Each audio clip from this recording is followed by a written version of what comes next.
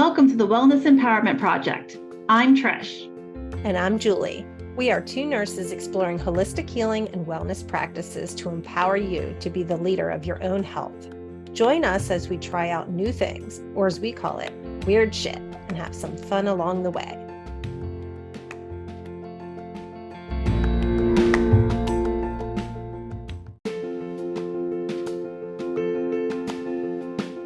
In this interview with Trish, we talk about how the tools she used to succeed had to be abandoned to create a new vision of the life she desired to live. Trish is a board-certified health coach who supports the perpetual doer and overthinker to train their body and mind to relax so they can enjoy life. She blends her 20 years of experience as a registered nurse with Kundalini yoga technology to help her clients release stress and live a life of ease, achieving their full health potential.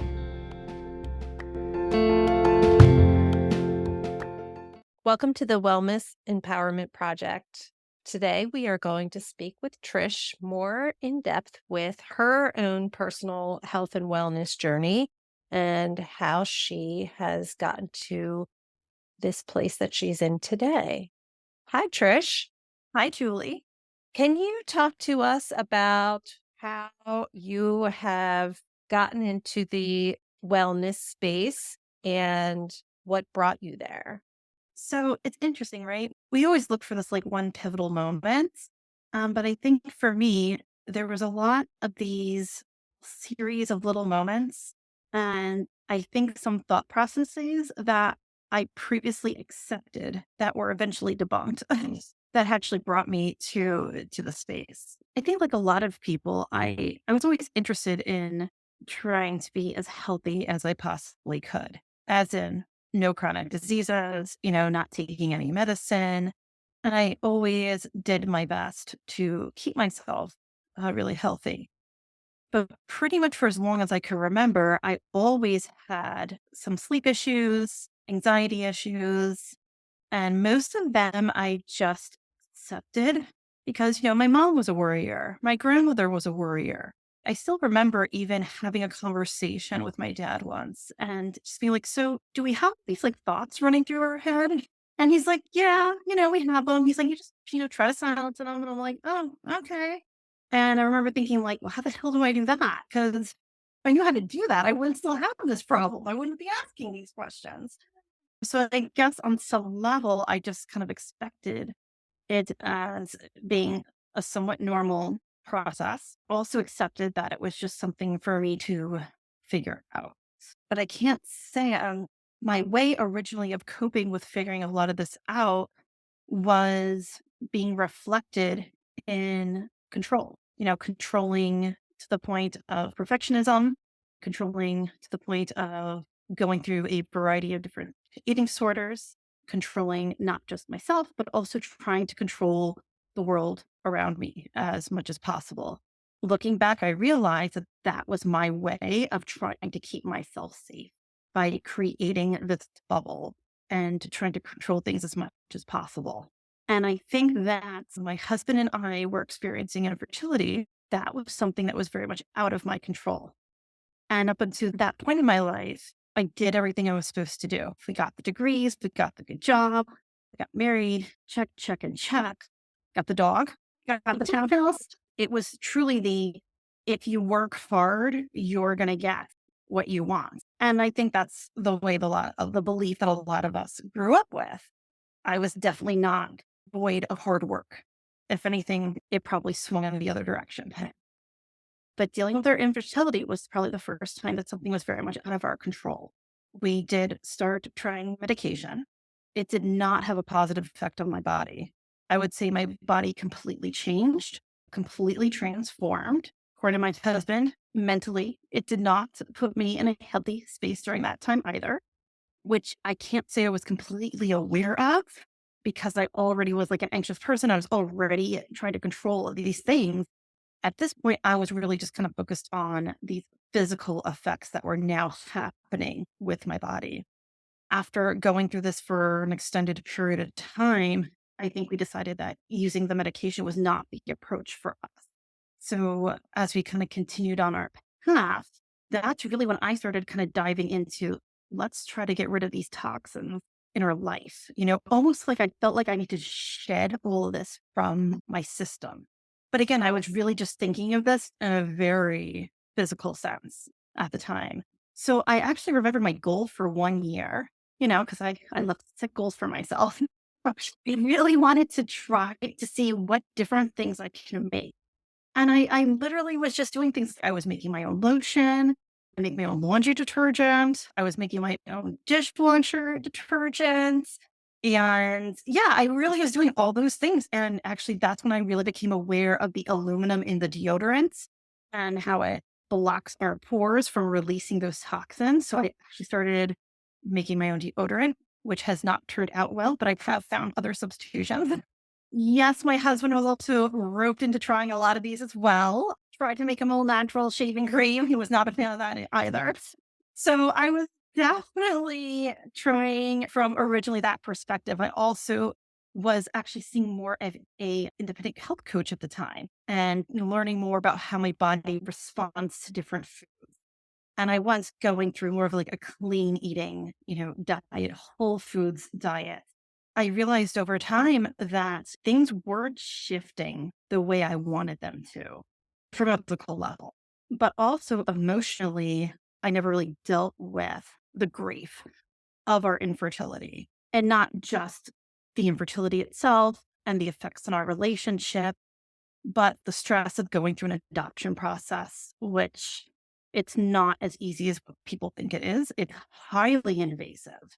So invasive that when I read the reports with our social worker, just to make sure it was accurate, I was like, "Oh, I will never read that again. And I hope no one ever has to read that."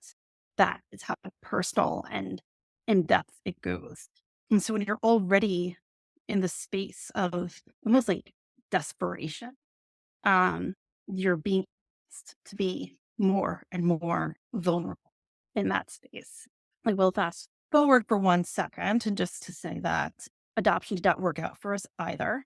But during that time, there definitely was this identity issue of, well, you may not have the identity of being a mother. And the response is that I would get from people that were friends and even people who I worked with. It was just very eye opening. I had one colleague say, "Oh, you don't have kids, so do you hate kids?" as their comment to me. Oh, wow. Yeah, my response was, "No, it didn't work out for us." And that's kind of been my coined response that I've had to come up with to help guard myself, when these conversations happen. Because so many women in particular, that is the first piece of conversation. "Oh, do you have kids?" And it's almost like this dead silence when you don't. And especially at this time, all my friends around me were having kids. And I think people tried to have compassion, but then at the same time, a lot of people's actions and verbiage were not always compassionate. And I came to a point where everyone, loves to give you tips. You just need to relax. You just need to do this. You just need to do that. And I'm like, yeah, we tried the relaxation. It didn't help.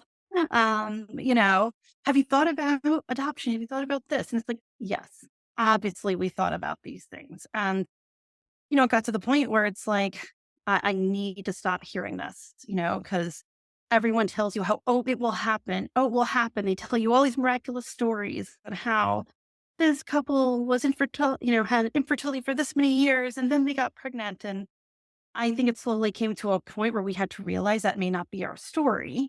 But the way I dealt with it, I think at the time was my identity then shifted into my work.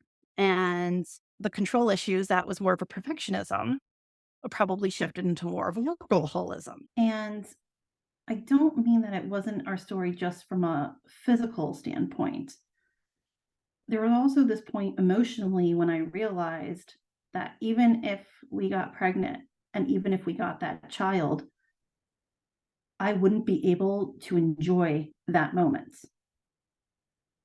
And I'm not sure if I felt that I couldn't enjoy it because I'd be worried that this wouldn't have the outcome we desired, or if I couldn't enjoy it because we've just been through so much and we're just so exhausted and wrung out emotionally that we wouldn't have the capacity to do so. I really let, my work be my primary focus. It was almost just kind of similar to what you said. I just had to shut everything out and just focus at a task at hand.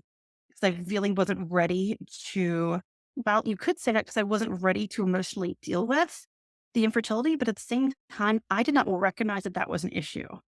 I didn't, because it was just sort of like, okay, this is where we are right now.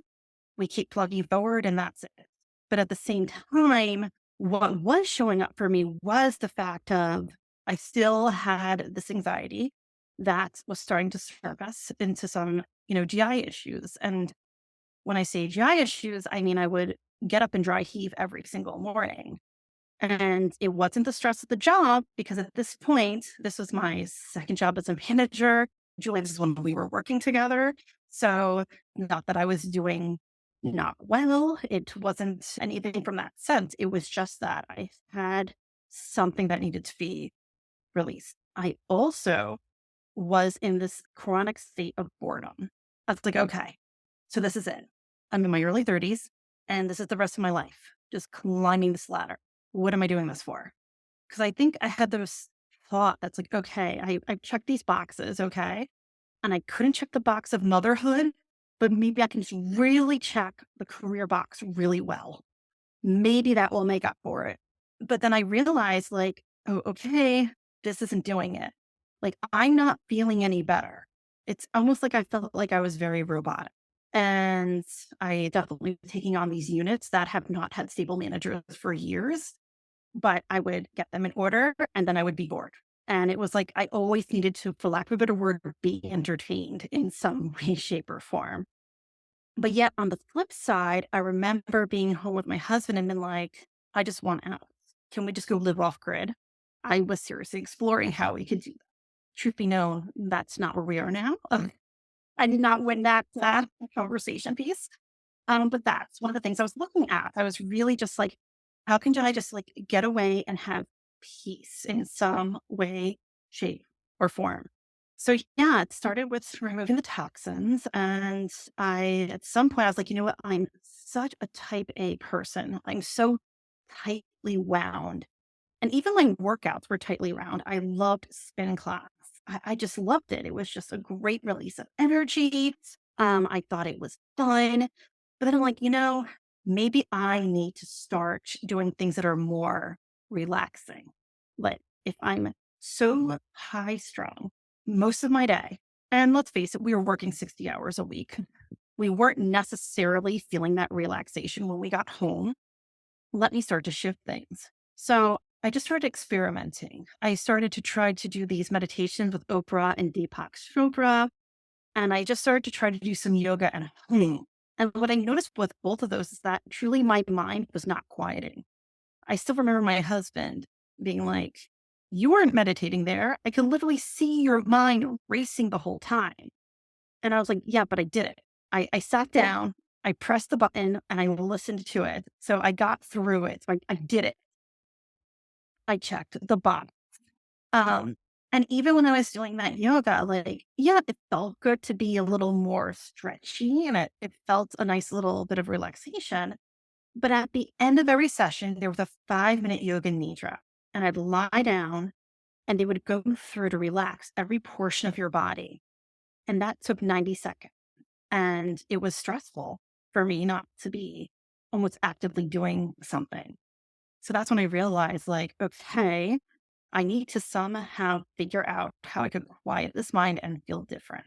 That's truly what I'm looking for. So I actually was a big reader into Mind Body Green at the time. And I saw this article about elevating your frequency. And I'm like, that's interesting because, energy, that makes sense to me. That's sciencey. And I read the article, and after the article, it had joined us for this like rose meditation with Guru Jagat. And I'm like, I'm not doing anything right now. How do I put it on? Man, I saw it was like an hour and a half. I'm like, oh, we're not doing this. But she just starts talking, and it really spoke to me. It spoke to me because she was saying that Kundalini yoga is a technology. It is a science. It's a science of angles and triangles, and we're activating the nervous system and the glandular system. And I was absolutely fascinated about it. I really do look back and I think that at that moment, she spoke to that science part of my brain, which really activated me to continue to actually do the physical practice and the meditation that they went on to do. Whereas I think if this came at any other point in time, or somebody was coming at it from maybe a more spiritual approach, I would not have taken those next steps. So I actually continued that practice that day. I did that meditation and I was like, wow. I was like, I feel completely different. I don't know what the hell this is, but I need to learn more. I just started something simple. I dove into my strength, and my strength is getting shit done. So I need to do something every single day. I'm going to do it every single day. It may not be pretty and it may not be perfect, but I can get it done. And it started as simple as, having a mantra that they were doing every day. I didn't understand the mantra. They talked about these effects and I'm like, it sounds cool. Let me just do it. And it was just as simple as I'm going to start playing this in the car on my way to and from work. I'm just going to let this permeate as much as possible because I really don't even know what else to do. I would say pretty quickly, I started diving into their classes and I really just was learning more about it on my own. And I would say within 3 months of kind of doing more of my own practices online, I realized I want to sign up for teacher training. Now, granted, I've never taken an in-person class. And I'm also at the point where I'm like, I don't physically look like a typical yoga teacher, but I knew I had to do it. I didn't know why I was doing it. I didn't know if I was actually going to teach. I just knew I was fascinated by it and I wanted to learn more. And what I thought was really interesting is that since I've done the teacher training and as I am a Kundalini yoga instructor and I've dove more and more into this, what I realized is that why Kundalini yoga worked for me, it wasn't that I needed to do things that were more relaxing. It was really that I needed to start balancing my nervous system because it was stuck in this constant state of stress, or the sympathetic nervous system was just constantly on the go. And I wasn't able to move it into that parasympathetic state, which is really where our healing and our relaxation comes from. So even though if people look up Kundalini yoga, they say it's intense. I didn't necessarily feel it as being intense. I liked the structure of it because it included a physical portion, a breath work, and mantra. And when it came time for even the meditative part, you were focusing on so many different things. Even though my mind still was going, over time, I was focusing on so many things.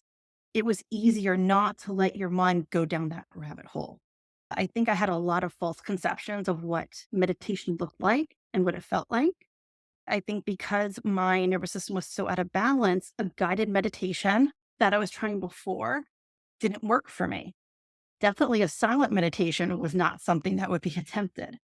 But a meditation where I'm focusing on an eye gaze, I'm focusing on a breath, I'm focusing on moving different areas of my body, or as I like to say at the time, it was a very active meditation, actually helped me to help gain that focus. So over time of doing it, I actually was able to quiet that mind for a period of time.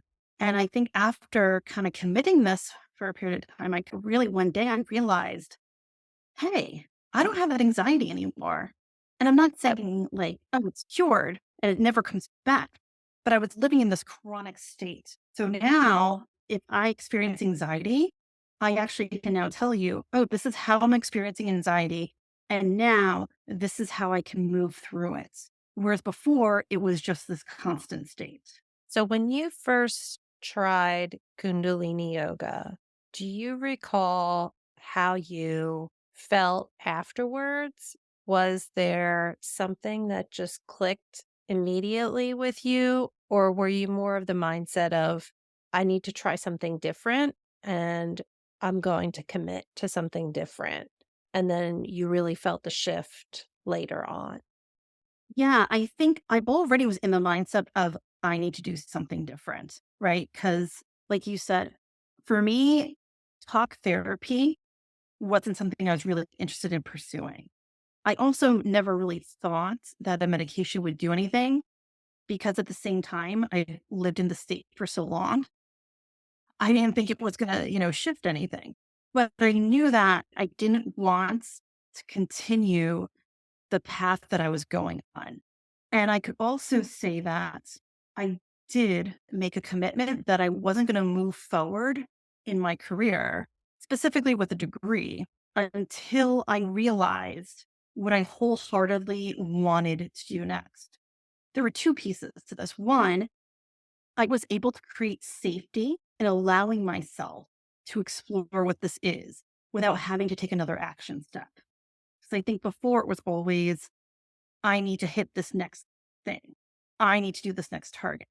So allowing myself that safety to just sit with this and not start exploring something else that was truly outside of me was those first two steps, the exploration and the safety. But yes, after I had that first experience, I felt completely different. I was like, oh my gosh, I want to feel this again. I do feel like it shifted my nervous system. I think that a lot of me, because I was in the state of boredom, I think I was very emotionally shut down and almost paralyzed, for lack of a better word.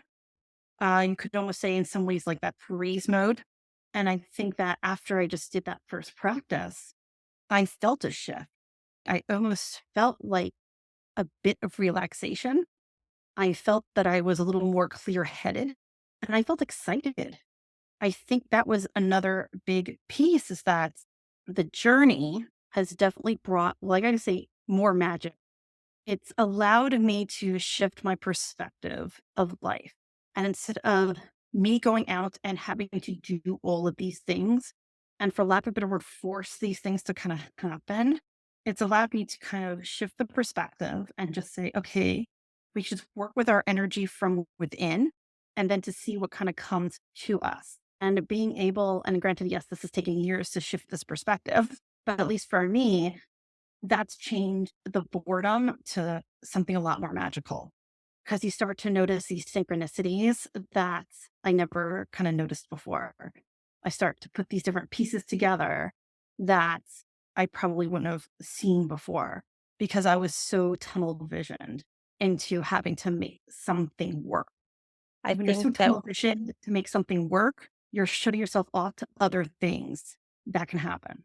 so what I'm hearing you say is that we're similar in that you're a doer and that what we have been brought up to believe is that if you continue to move through certain steps, that you will get what you want. And that can mean education, that can mean advancement and a promotion, that can mean checking these boxes. But in a way, climbing that ladder and checking those boxes is also a way of distraction from your real life or your intimate life of what is actually happening. And it sounds like you started to recognize that checking those boxes was not necessarily your path that you were meant to endeavor on. And Kundalini yoga helped you to pause and recognize the magic in your own life to release some of that tension, for lack of a better word, and explore yourself of who you really are. Oh, 100%. I think on some level, we're unconsciously given the script. This is what you do for happiness. Be Especially as happy. a woman, right? Oh, yes. And if you're not able to fit that script, that's when things start to go a little haywire, to say the very least. We have come to a place of acceptance and has healed our relationship together and healed our relationship with ourselves.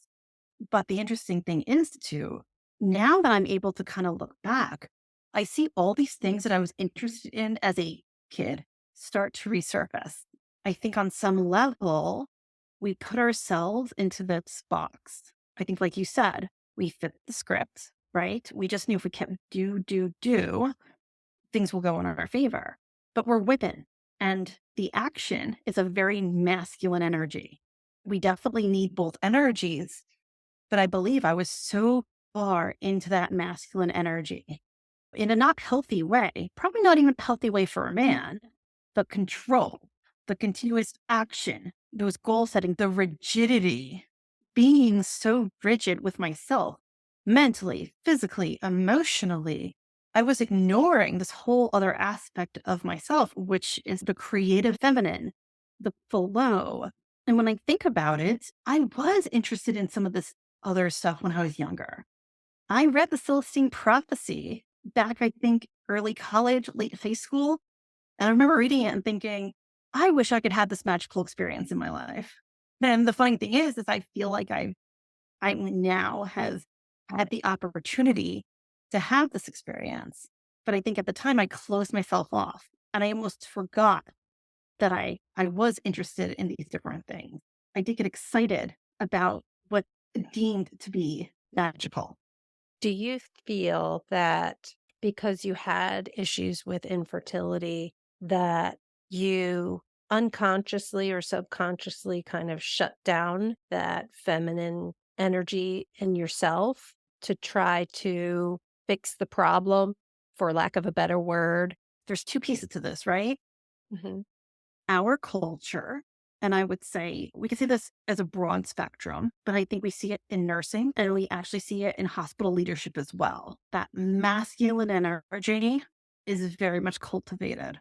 And And rewarded. oh, yes, completely rewarded. And I was being rewarded, which can easily get to another conversation of how do you shift out of something when you actually have been deemed as doing well at.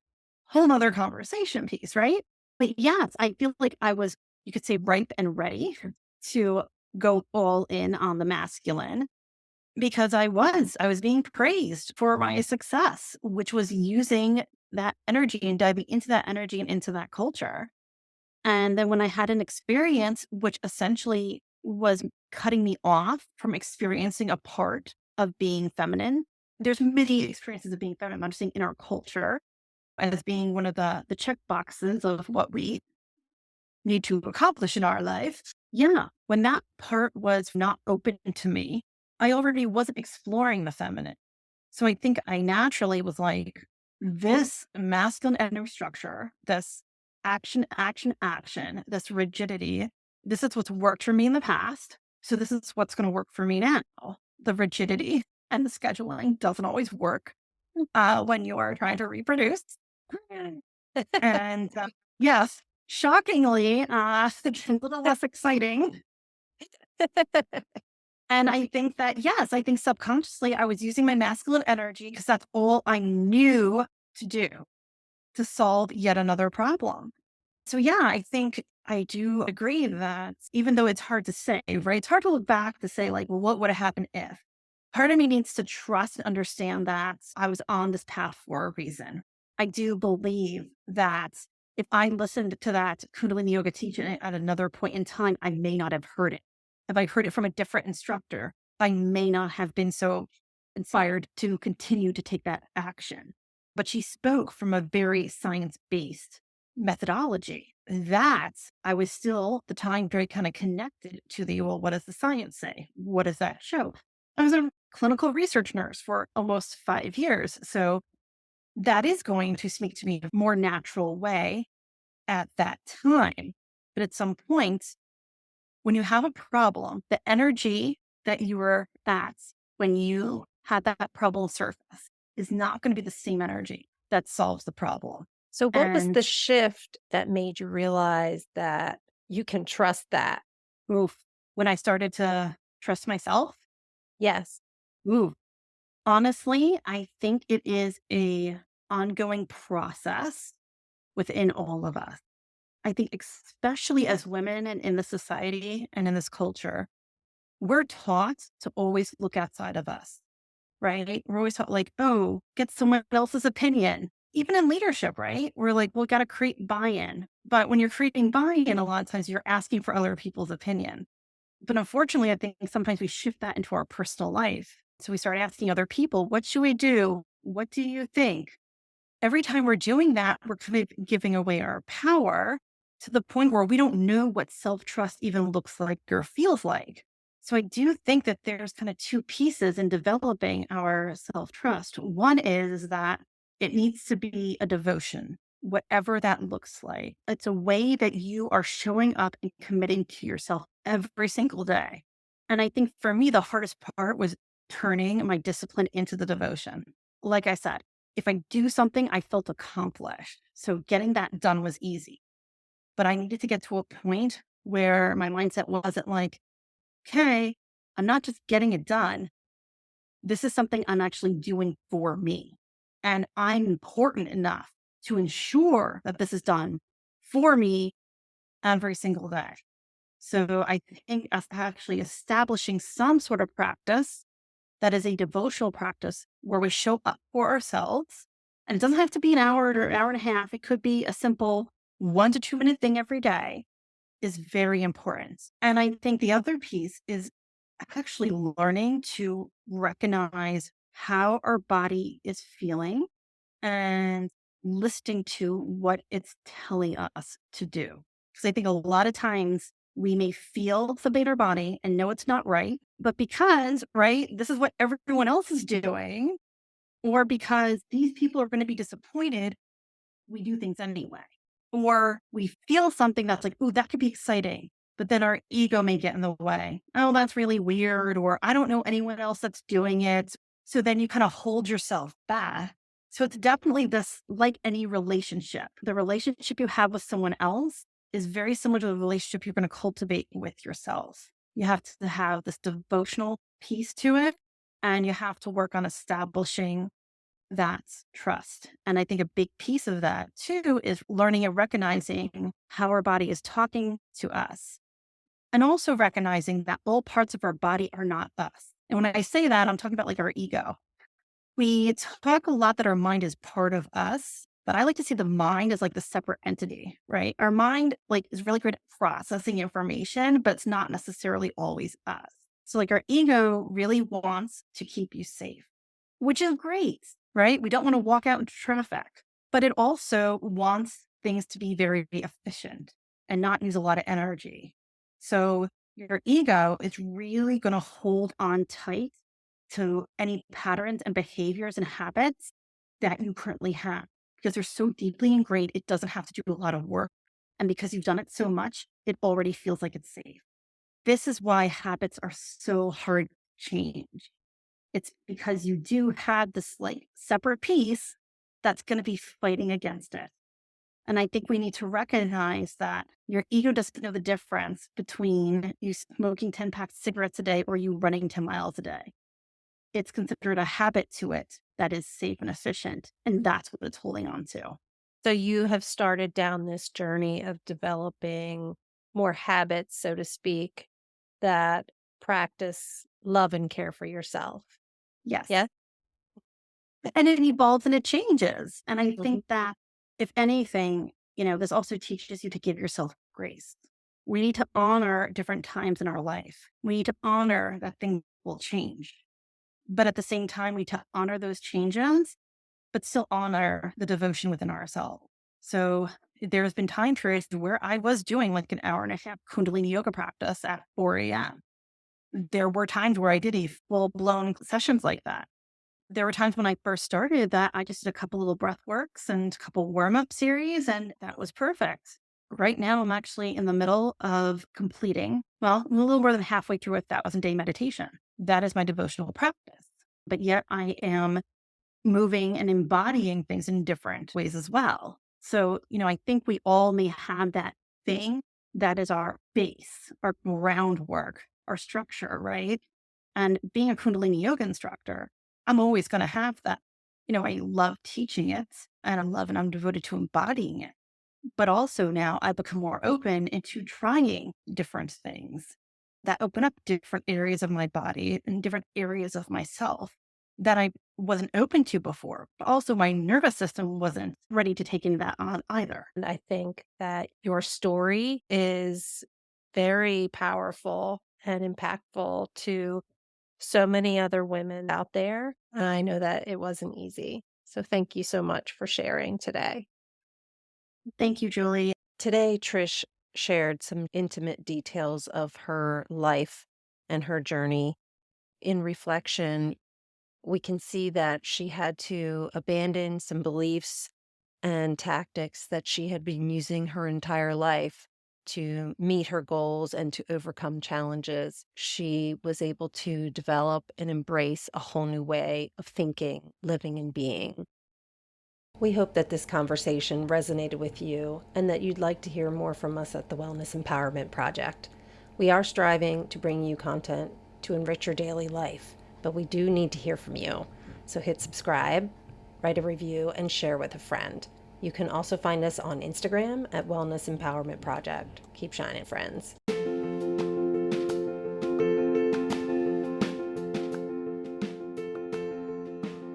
Thanks for joining. If you enjoyed this episode, please follow, subscribe, and share with a friend.